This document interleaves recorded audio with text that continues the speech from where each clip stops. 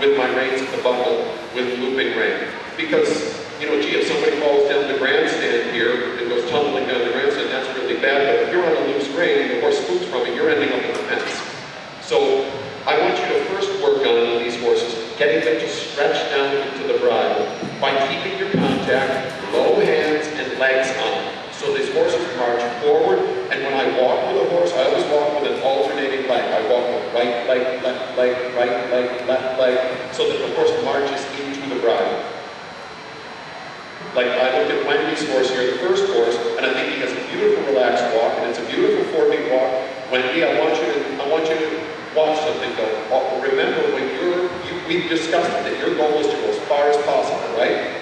There are certain things that go along with you making those jumps through your life, and one of them is like when you ride, always try to think of riding like you would ride in a show ring. Heck, when I'm training the horse, I make sure that my wife, who is a really great Grand Prix rider, sits there and she says, hey, put your chin up. Hey, get your hands together, because habits lead to good results. So when you're walking with Wendy, I want you to keep your chin up, your elbow bent, and no hands on either side of his withers. You know, none of this. Look at me. None of this with your hands. Elbow here, so you're riding in that beautiful dressage rider's position from the get-go. And if you feel like you have to put your hands on either side of his neck to get him to reach down, then you have to teach him another way that you're allowed to ride with your hand here, and he reaches into the bridle.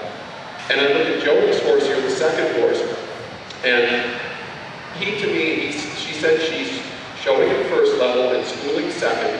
And of the 3 horses in here, Jody's horse is the one that looks to be the most nervous about this environment. And he's a little bit higher in the neck, and he's a little bit up against